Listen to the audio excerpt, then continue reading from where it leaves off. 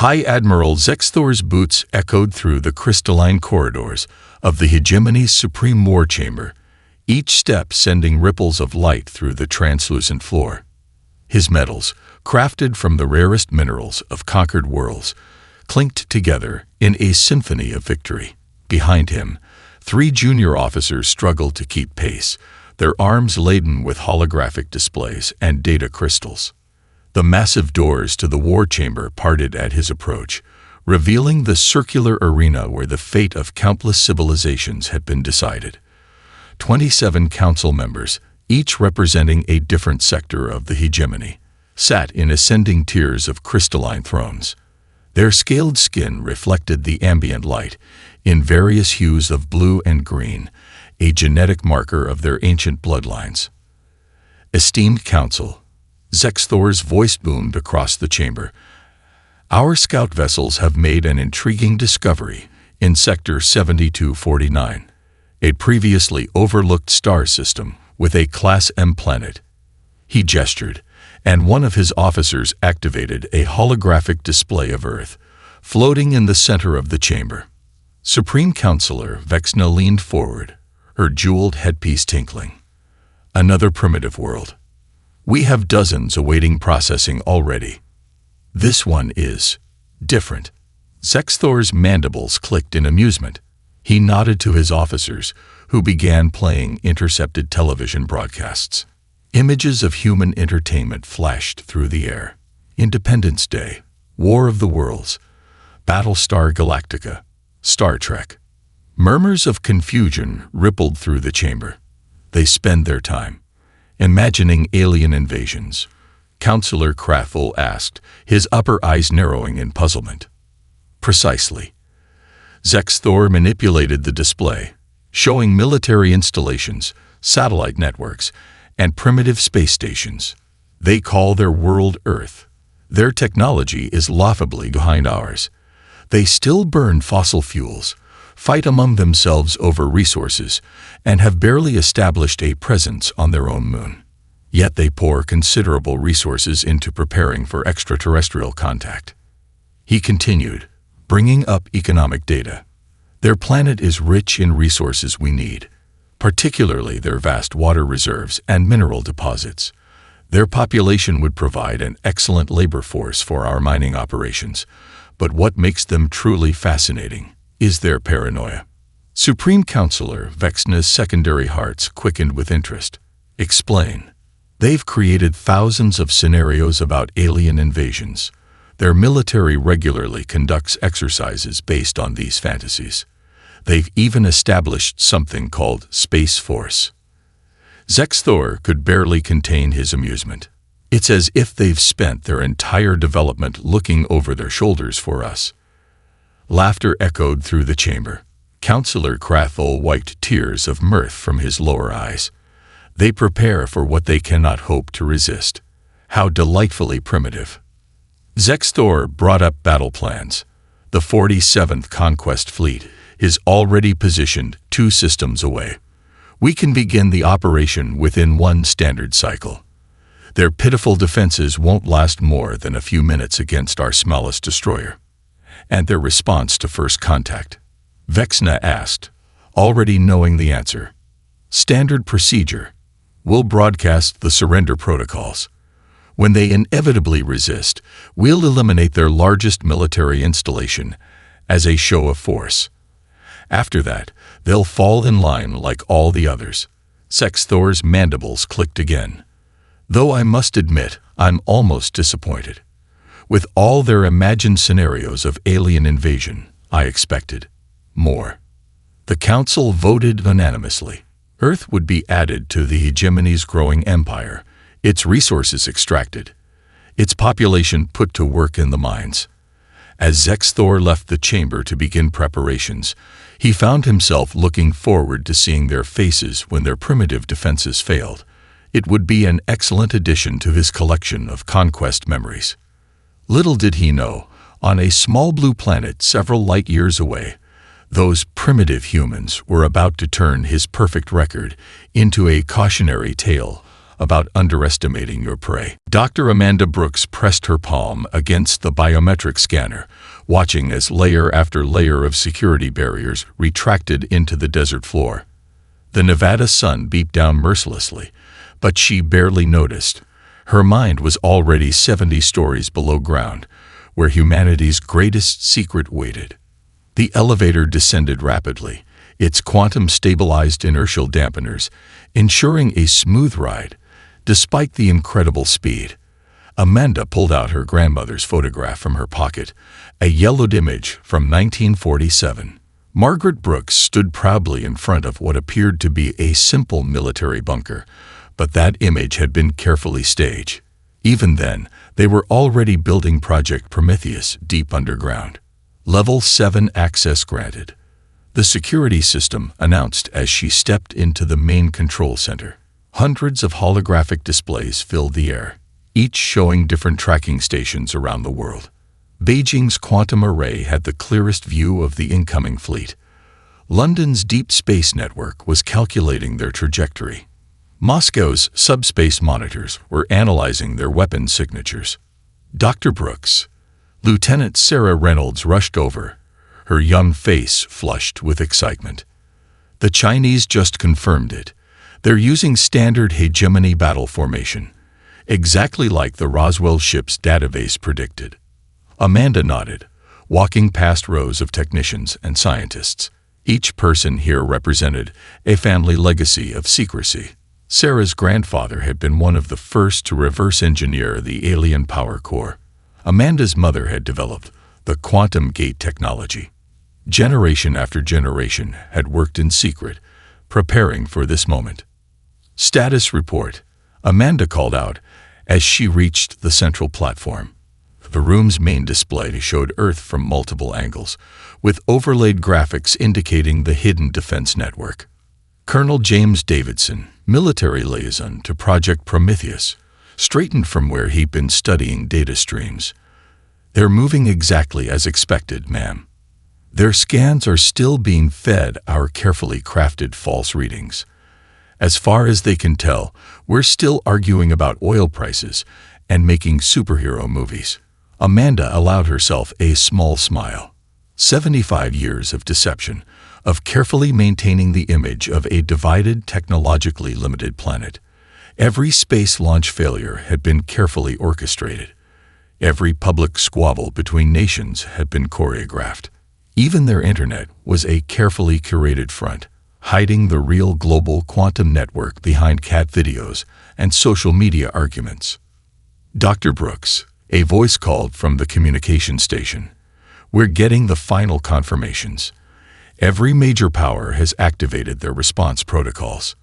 For the first time in human history, we're operating at full unity." She walked to the main console, where a simple red button waited behind a crystal case. Her grandmother had designed this button, insisting that when the moment came, it should be something tangible, not just a digital command.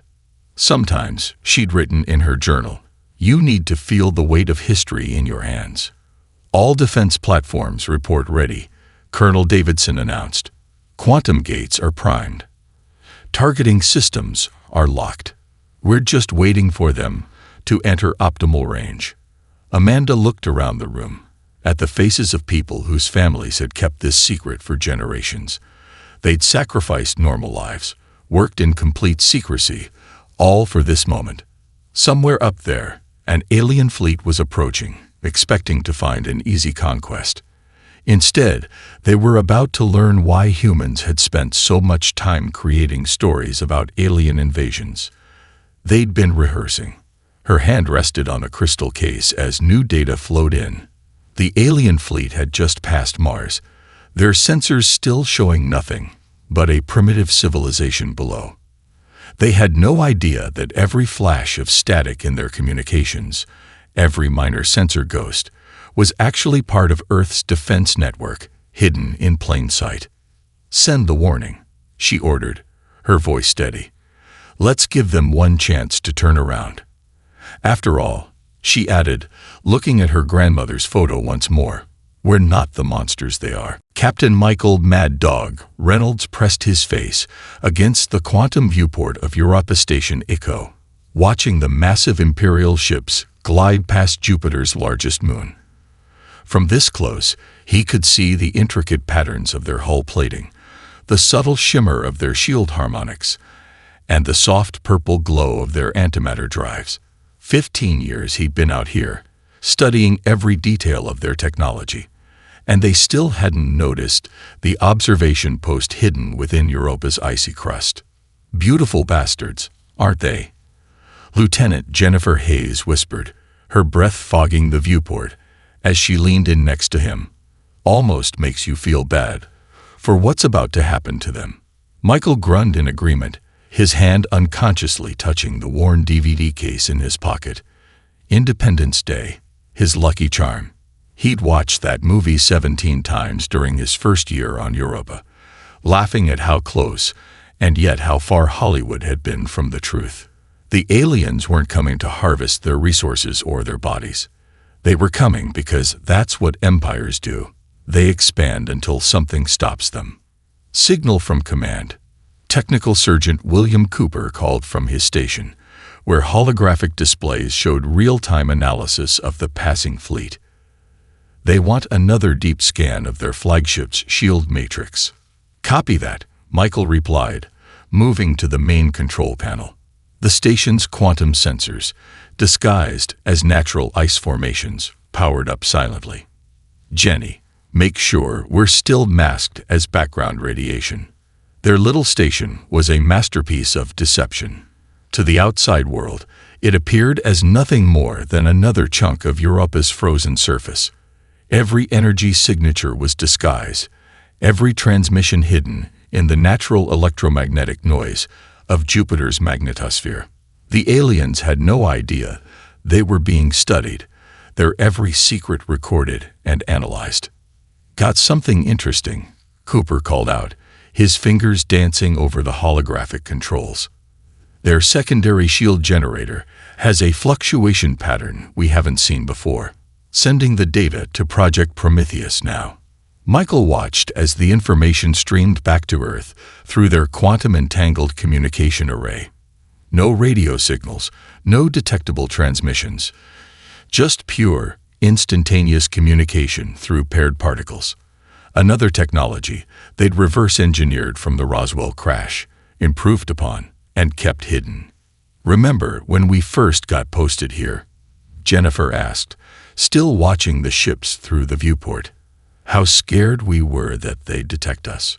Michael smiled, remembering those first tense months. Now look at us. Front row seats to the biggest show in human history. A new alert flashed across their screens. The fleet had begun their deceleration burn. They would reach Earth's orbit in less than 6 hours. Michael felt a surge of pride as he watched their formation. Everything was proceeding exactly as their models had predicted. Decades of observation, analysis, and planning were about to pay off. All units, this is Europa Station Echo. He broadcast through the secure network to the other hidden bases throughout the solar system. Begin final data transmission and prepare for silent running. Let's make sure Project Prometheus has everything they need. As his team worked, Michael pulled out his tablet, reading through the latest intelligence report. The aliens had already broadcast their victory messages back to their homeworld. They'd prepared their mining equipment, their slave processing centers, their re-education protocols. They thought they were about to add another trophy to their collection. Jenny, he called out, unable to keep the grim satisfaction from his voice. How long until they're in range of the defense grid? At current speed? She checked her calculations. 5 hours, 43 minutes until they hit the optimal engagement zone. Michael nodded, watching the massive ships continue their stately progress toward Earth. In all his years of studying them, he'd never seen them fight a real battle. They were used to simple conquests, quick surrenders, and token resistance. That was about to change. Send one last message to command, he ordered. Tell them everything's proceeding according to plan. The enemy remains completely unaware." He paused, then added with a slight smile, "And tell them Mad Dog says it's time to show these aliens why we spent so much time making movies about kicking their asses." Communications Chief Jessica Martinez stood before the massive holographic display in Earth Defense Force headquarters, her heart steady despite the weight of the moment. 20 years she'd spent learning the Imperial language, breaking down every nuance, every subtle vocal modulation. Now she would use it to give the most important warning in human history. "All global defense networks report ready," her assistant, Thomas Wright, announced from his station. "Beijing, Moscow, London, Washington. Everyone's standing by." He paused, then added with a touch of pride, "Even Switzerland is online." General David Williams stepped forward, his combat dress uniform crisp despite the late hour. "You're sure about the translation, Chief Martinez? We can't afford any misunderstandings." Jessica nodded, her fingers moving over the holographic interface as she made final adjustments. "We verified it against every dialect in the Roswell database. The message will be crystal clear. Even their lowest-ranking crew member will understand." The room fell silent as she began the transmission. Her voice, modulated to match Imperial vocal patterns, filled the command center. "Attention Imperial Fleet. This is Earth Defense Command. You have entered restricted space. Reverse course immediately or face consequences." The message went out on all frequencies, riding both traditional radio waves and the more advanced quantum channels they'd kept hidden. On the main display, they watched as the Imperial fleet received the transmission. "They're responding," Thomas announced, his hands flying over his console. Running it through the translator now. The alien commander's image appeared before them, his scaled face set in what their xenologists had identified as an expression of amused contempt. The translation overlay provided real-time subtitles as he spoke. "Primitive species of Earth," the commander's voice boomed. "Your courage is noted, but futile. Witness the fate of those who resisted before you." The transmission shifted to show recordings of previous conquests, worlds burning, civilizations falling, species being enslaved. Jessica felt a tap on her shoulder. Her son's latest drawing fell from her uniform pocket. A child's depiction of his mother, talking to aliens.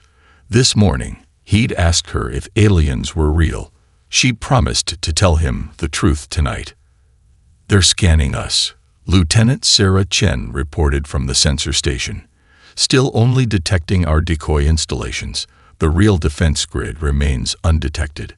General Williams nodded to Jessica. "Send the countdown." Her fingers danced across the interface, initiating the 30-second timer. The numbers appeared in both human and Imperial numerals, counting down with inexorable precision. She'd helped design this part of the protocol. The warning had to be unmistakable, the countdown universal. "Multiple transmission bursts from the Imperial fleet," Thomas reported. "They're sending victory messages back to their home world." "Wait, they're powering up weapons." Jessica watched the timer tick down, remembering all the years of preparation.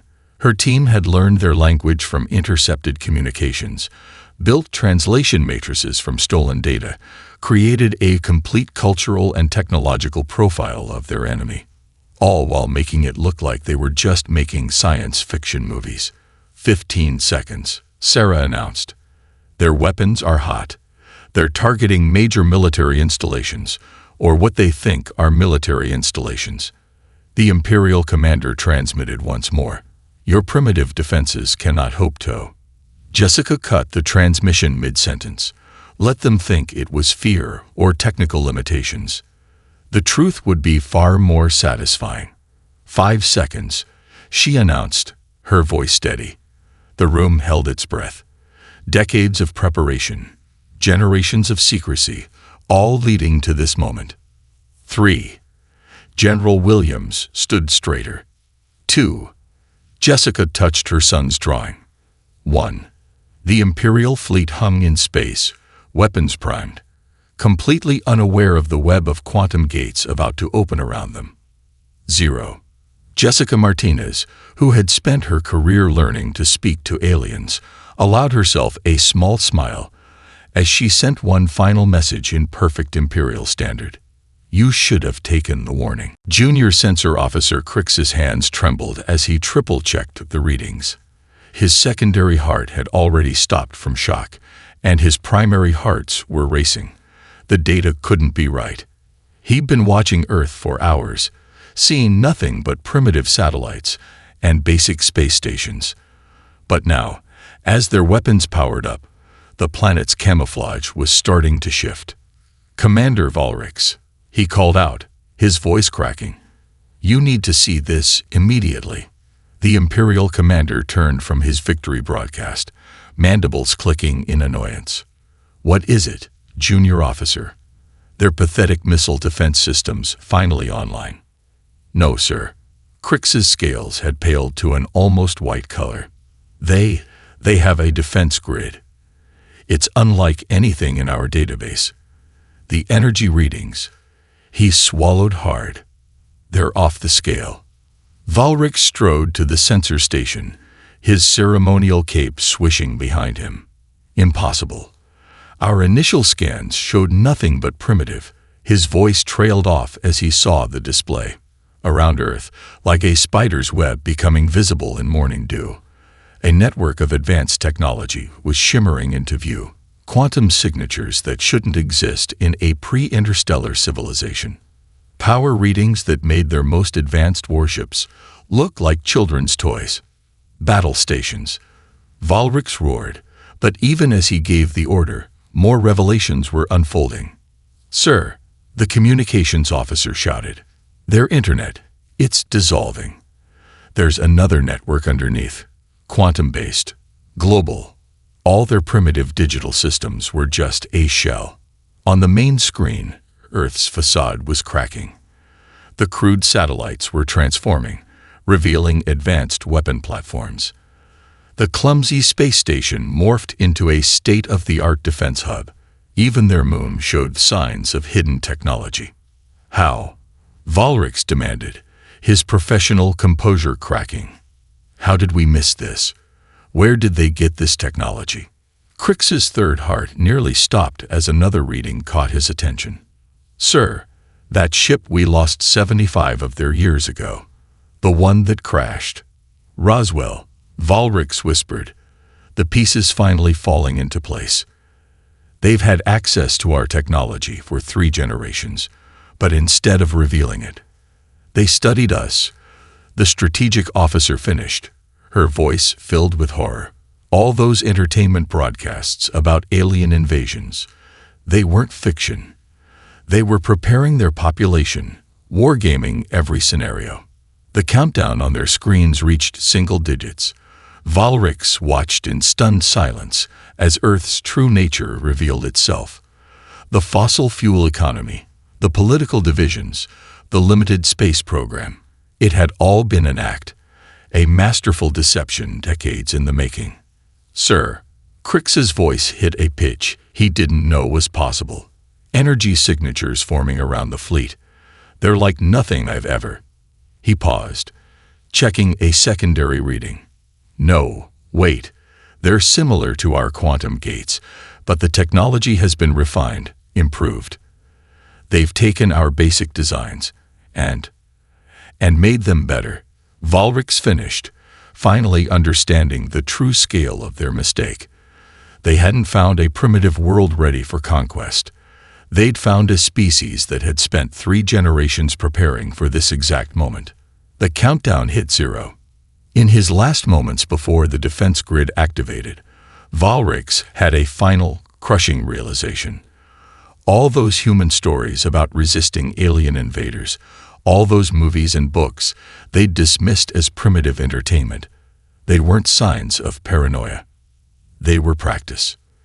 All ships, retreat, he ordered, but even as he spoke, he knew it was too late. The humans had spent 75 years studying their technology, their tactics, their weaknesses. They'd hidden their true nature behind a mask of primitive technology and political discord, waiting for the perfect moment to spring their trap. And the mighty Imperial fleet, pride of the hegemony, had sailed right into it. Colonel Jack Thompson stood at his station on Lunar Base Alpha, the curved observation dome offering a perfect view of Earth and the approaching Imperial fleet. His grandfather's old stopwatch rested in his palm, a family tradition for recording historic moments. As the defense grid powered up, he clicked the start button. All quantum gates synchronized. Major Lisa Reynolds reported from the control station. Shield frequency analysis complete. Targeting solutions locked. Her fingers danced across the holographic controls with practiced precision. They'd drilled this thousands of times, but now it was real. The Prometheus system came online in stages, each layer activating with mathematical precision. First, the quantum web, a network of interconnected gates that could open microscopic wormholes anywhere within their sphere of influence. Then, the targeting matrix, using data gathered over decades to identify every weakness in Imperial ship design. Energy levels at maximum. Chief Engineer Marcus Rodriguez called out. All power plants operating at peak efficiency. He monitored the readouts from their zero-point energy reactors, another gift from the Roswell crash that they'd spent generations perfecting. The grid is ready. Through the dome, Jack watched as the first signs of their attack became visible. Tiny points of light, like stars being born, winked into existence around each Imperial vessel. The quantum gates were opening, each one perfectly positioned. First wave initiating, Lisa announced. Her voice was steady, professional, targeting their shield generators.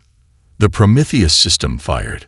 Through each quantum gate streamed a precise burst of exotic particles, each beam calibrated to the exact frequency of Imperial shields. They'd learned this weakness from the Roswell ship, a fundamental flaw in the design that the hegemony had never fixed because no one had ever exploited it before. Impact in 3, 2, 1. 1 second. The shield generators on every Imperial ship overloaded simultaneously. Safety systems that had never been tested failed exactly as predicted. Second wave beginning, Marcus called out. Power systems targeted. 2 seconds.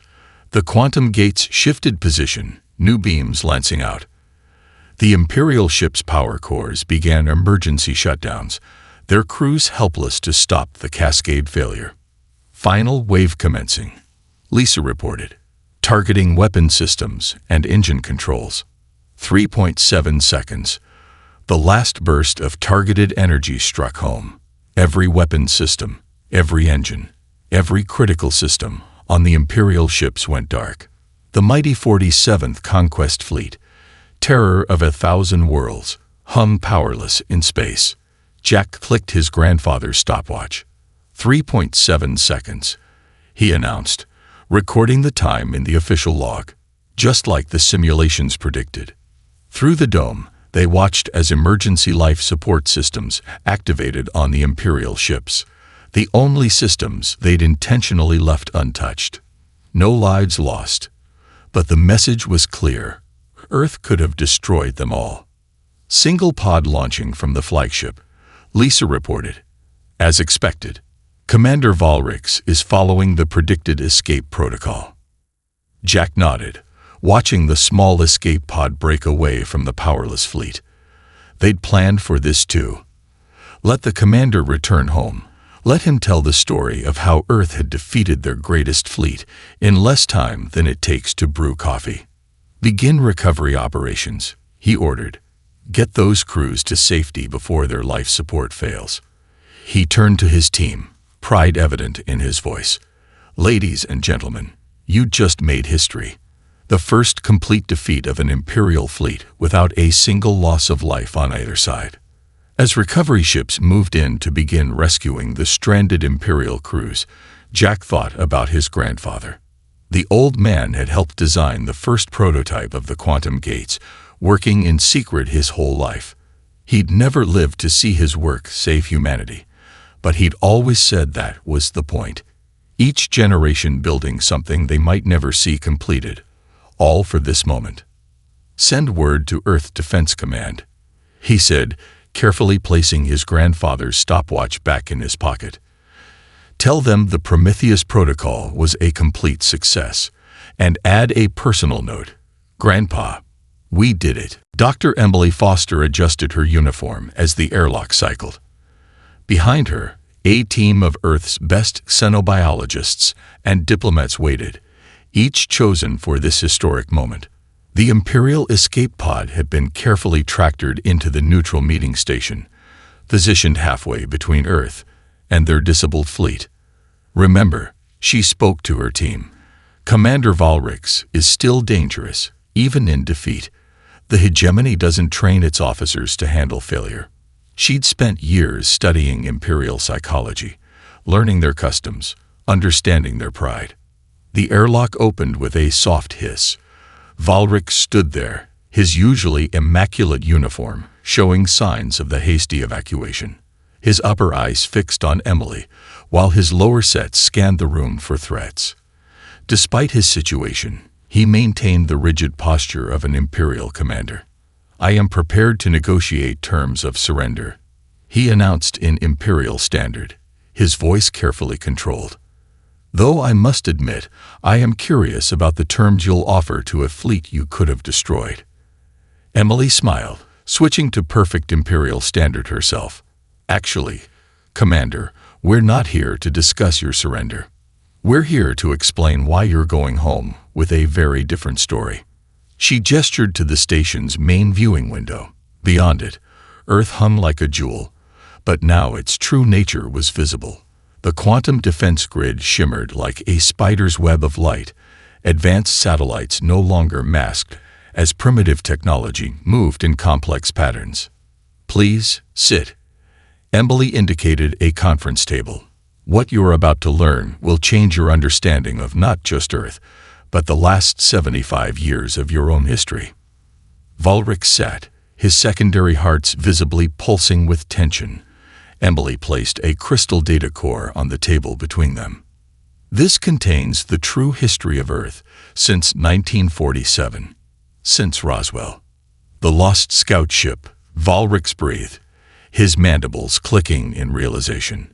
"Not lost," Emily corrected. "Captured. Intact. With a fully functional database of Imperial technology." She activated the crystal, and holograms filled the air around them. "But what we did with that information, that's the interesting part." The images showed the truth. Underground cities where humanity developed advanced technology, global networks hidden beneath the Internet's simple surface. The real purpose of the space program, not to reach the moon, but to build defense platforms under the guide of clumsy exploration. "We could have announced ourselves decades ago," Emily explained, watching Valrix's expression shift from shock to understanding. "But we chose to wait, to learn, to prepare. Every failed rocket launch was staged. Every public squabble between nations was choreographed. We needed you to underestimate us." "The entertainment," Valrix said suddenly. "All those stories about alien invasions." "Training programs," Emily nodded. "Preparing our population while making you think we were just imaginative children. Every movie, every book, every game, all part of the greatest military exercise in human history." She stood, walking to the window. "Your fleet will be repaired. Your crews are already being treated with full medical care. You'll return to the hegemony not as a defeated commander, but as the first to make contact with a species that chose peace despite having the power for war." Valrix joined her at the window, watching as Earth's true face shimmered before them. "You could have destroyed us all," he said quietly. "We could have," Emily agreed. "But that's not who we chose to be. We spent 75 years preparing for war precisely, so we wouldn't have to fight one. Your return will herald a new era of diplomatic relations. The hegemony will deal with Earth as equals, or..." She let the sentence hang, but the implication was clear. The disabled fleet behind them was proof enough of Earth's capabilities. 3.7 seconds. Valrix mused. That's how long it took you to disable the mightiest fleet in the galaxy. The Council will never believe it. Emily smiled, handing him another data crystal. They will when they see this. Welcome to the real Earth, Commander. We've been expecting you for a very long time. Ambassador Robert Bob Walker adjusted his simple black tie as he stood before the massive doors of the Galactic Council chamber. Behind him, Earth's delegation waited, a carefully chosen mix of scientists, military officers, and diplomats. Each of them had trained for years for this moment, learning every nuance of Imperial protocol while helping maintain humanity's greatest deception. Remember, folks, he said with his characteristic Oklahoma drawl, we're not here as conquerors or victims. We're here as equals. His folksy demeanor masked a mind that had orchestrated dozens of interstellar treaties. Let's show them what humanity really is. The doors swung open, revealing the Grand Council chamber. 27 crystalline thrones rose in tiered rows, each occupied by a member of the hegemony's ruling council. The gallery was packed with representatives from 100 worlds, all eager to see the species that had humbled the Imperial fleet. As they walked to the center of the chamber, Bob noticed Commander Valrix standing with the military delegation. The commander gave him a subtle nod. Their carefully choreographed performance was about to begin. Esteemed Council, Bob began, his voice carrying the weight of generations of preparation. 1 month ago, your fleet entered our space, expecting to find an easy conquest. Instead, you found something unprecedented. A species that had spent 3 generations preparing for first contact. Holographic displays activated around them, showing Earth's true technological level. Quantum gates more advanced than anything in the hegemony. Zero-point energy reactors that made Imperial power sources look primitive. Defense systems that could end a battle in seconds without taking a single life. But we're not here to boast about our military prowess, Bob continued, his easy smile disarming the tension in the room. We're here to share something far more valuable, a new way forward. He gestured, and the displays changed to show scientific achievements, medical breakthroughs, agricultural advances. While we prepared for the worst, we also prepared for the best. Everything you see here, every innovation, every discovery, we're willing to share. Not as tribute, not as payment, but as equal partners in the galaxy's future. The council chamber erupted in whispers. Supreme Counselor Vexna leaned forward on her throne. You offer cooperation after we attempted invasion. Ma'am, Bob's eyes twinkled. Where I come from, we have a saying. The best way to make a friend is to be one. Yes, you came to conquer us. But look what you found instead. A civilization that could have destroyed your fleet but chose mercy. A species that spent decades hiding its light not out of fear, but out of hope for a better first contact.